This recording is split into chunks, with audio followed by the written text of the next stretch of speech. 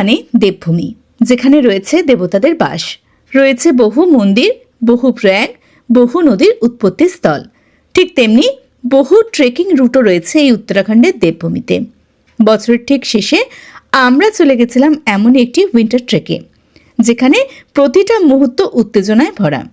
পাহাড়ের প্রতিটা বাঁক আপনাকে শেখাবে জীবনের মূল্য, যেখানে রাতের অন্ধকারে আপনি খালি চোখে দেখবেন তারাদের গতিপথ, যেখানে জীবন তো বেশ কঠিন, তবে অচেনা অনেক মানুষ এই যাত্রায় আপনার বন্ধু হয়ে আপনার এই যাত্রাকে অনেক সহজ করে দেবে। 12,500 ফুট উচ্চতা থেকে দেখা সূর্যোদয় আপনার জীবনকে দেবে নতুন দিশা। তো চলুন, আজ আমি শুরু করছি আমাদের কেদারকণ্ঠ ট্রেকের প্রথম এপিসোড।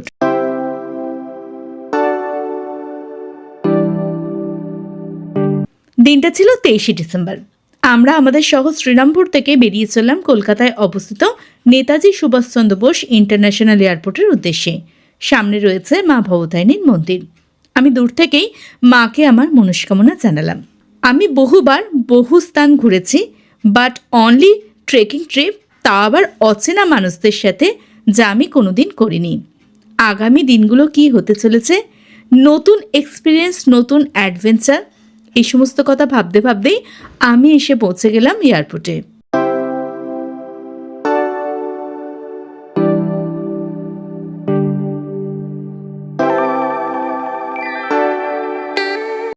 এর আগে বহুবার আমি ফ্লাইটে চড়েছি, তবে কখনো ডাক্তার দেখাতে গেছি, কখনো ডাক্তার দেখিয়ে ফিরেছি, কখনো দিল্লিতে গেছি ব্যবসার কাজে। তবে এই প্রথমবার ঘোরবার জন্যে ফ্লাইটে উঠতে চলেছি, ভেরি এক্সাইটেড। চলুন লাইনে দাঁড়াই, আমাদের 12টার সময় এখান থেকে ফ্লাইট আছে কলকাতা টু দিল্লি। চলুন। আমাদের সেদিনে কলকাতা থেকে দিল্লির ফ্লাইট ফেয়ার পড়ে 10,700 টাকা পার হেড। তবে বোর্ডিংয়ের আফটার টাইমে আমরা পৌঁছানোর কারণে আমাদের 12টার ফ্লাইটটি মিস হয়ে যায়। অ্যান্ড দেন আমরা আবার 6,000 টাকা দিয়ে দুটি টিকিট করি কলকাতা থেকে দিল্লি পৌঁছানোর জন্যে, কারণ দিল্লি থেকে আমাদের 6:25 আরও একটি ফ্লাইট ছিল, যেটি দিল্লি থেকে দেরাদুনের জন্য ছিল। যাই হোক, শেষমেশ বেশ কিছুক্ষণ সময় আমরা এয়ারপোর্টে ঘুরি, এই ভদ্রলোকের মিউজিক শুনি, আর তারপর উঠে পড়ি বাসে।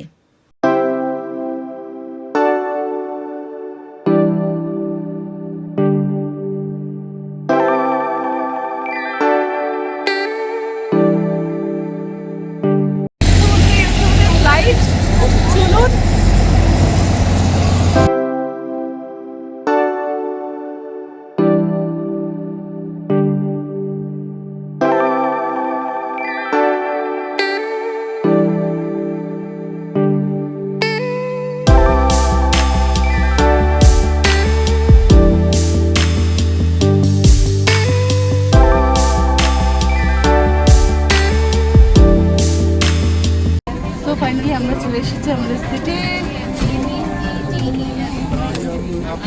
তোমাকে উইন্ডো সিট পেয়েছো? না, উইন্ডো সিট পাইনি, কিন্তু যতক্ষণ না আসে সিটের passenger. So finally window seat আমার। যে দাদা এখানে বসছিলেন উনি বললেন আপনি বসুন, আমার কোনো অসুবিধা নেই, আর এই জন্য আমি উইন্ডো সিটে এখন বসে গেছি। কিছুক্ষণের মধ্যেই আমাদের ফ্লাইট টেক অফ করবে। হর হর মহাদেব, হর হর মহাদেব, ঠিক আছে, Har Har Mahadev.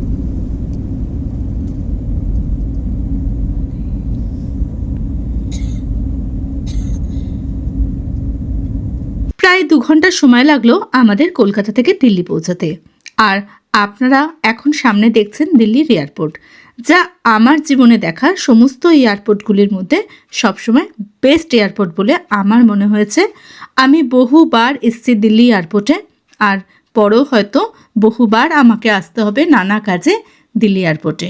Welcome to Delhi airport. আমরা এখন চলে এসেছি দিল্লিতে, আর এখন যাচ্ছি বোর্ডিং করাতে। আবার আমরা এখান থেকে যাব দেরাদুনের পথে।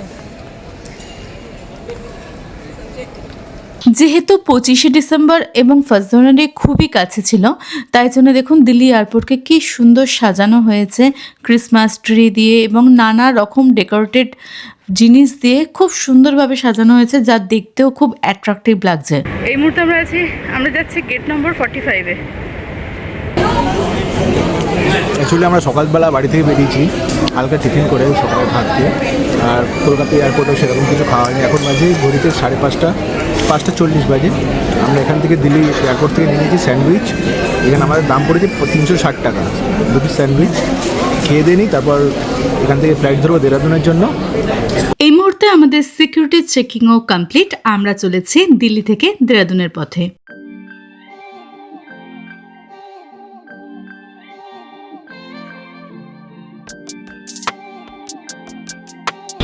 এই হচ্ছে আমাদের আজকের ফ্লাইট, আপনারা সামনে দেখছেন।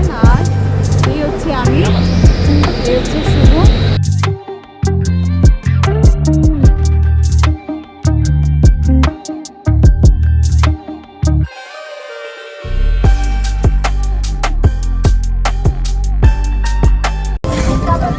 তো বন্ধুরা, এই মুহূর্তে আমরা বসে গেছি আমাদের সিটে। আমাদের এবারে উইন্ডো সিট আর মিডিল সিট।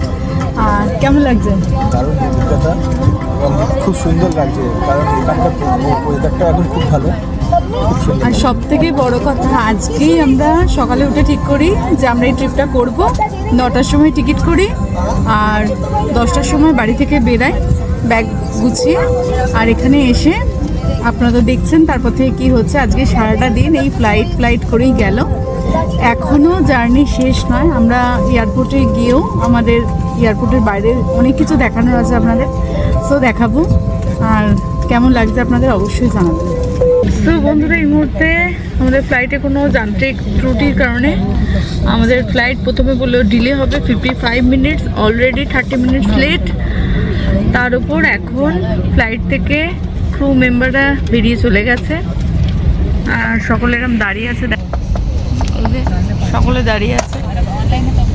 এখন বুঝতেই পারছি না যে আমরা কি করব, কালকে আদৌ পৌঁছাতে পারবো দেরাদুনের। কালকে যে আমাদের প্ল্যানটা আছে সেটা কি সাকসেস হবে? I don't know. অলরেডি এতক্ষণে নেমে যাবার কথা দেরাদুনে। সমস্ত প্যাসেঞ্জারদের আমাদের নামিয়ে দেওয়া হয়েছে 38 গেটে, আবার পাঠানো হচ্ছে, আবার হয়তো বোর্ডিং হবে, আবার সিকিউরিটি চেকিং, এই সমস্ত সকলে আছেন।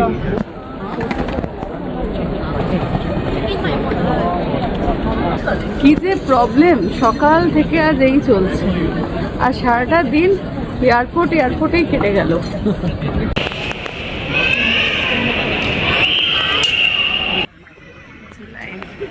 ঘুরতে পারছে 8:20।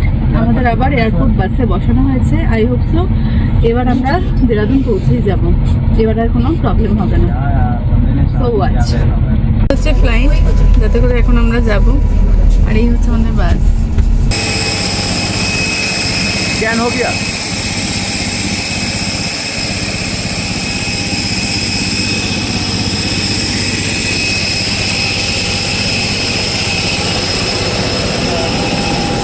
ये किस लिए?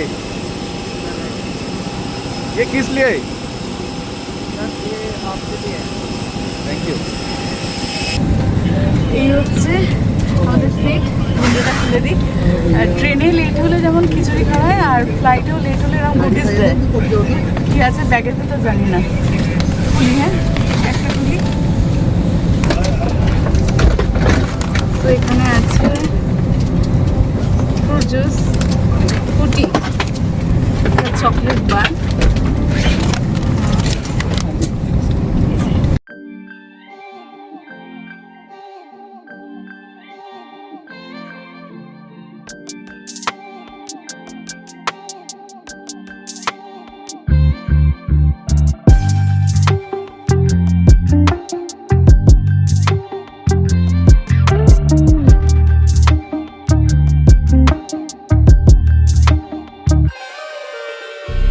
মাত্র 35 মিনিটে আমরা এসে পৌঁছে গেছি দিল্লি থেকে দেরাদুনে। আমরা এই মুহূর্তে চলে এসেছি উত্তরাখণ্ডের দেরাদুনে অবস্থিত জলি গ্র্যান্ট এয়ারপোর্টে। এয়ারপোর্টটি এক কথায় ছোট হলেও খুব সুন্দর এবং পরিপাটিভাবে সাজানো। আপনারা এই এয়ারপোর্ট থেকে দেরাদুন, মুসৌরি, হরিদ্বার, ঋষিকেশ এবং উত্তরাখণ্ডের নানা স্থান ঘুরে দেখতে পারেন। আমার এই এয়ারপোর্টটি খুবই ভালো লেগেছে। চলুন, সামনে আমাদের লাগেজ কালেক্ট করতে হবে আর তারপরে আমরা বেরিয়ে যাব। এয়ারপোর্ট লাগোয়া রয়েছে প্রিপেড ট্যাক্সি সেন্টার, যেখান থেকে আমরা একটি গাড়ি বুক করি, 4 হুইলার ছোট গাড়ি, যার ভাড়া পড়ে 1200 টাকা। আমরা 4 জন এখানে গাড়িটি শেয়ার করে নিই আর আমরা সকলেই যাচ্ছি দেরাদুন স্টেশনের কাছে। আজকে আমরা ওখানেই নাইট স্টে করব। এখান থেকে আমরা ট্যাক্সি নিয়ে নিয়েছি আর আমাদের সাথে আছে। দেরাদুন এয়ারপোর্ট থেকে দেরাদুন স্টেশন যেতে আমাদের সময় লেগেছিল 48 মিনিট মতন। রোড কন্ডিশন খুব ভালো আর অন্ধকার হয়ে যাওয়ার কারণে রাস্তাঘাট বেশ খালি ছিল সেই মুহূর্তে।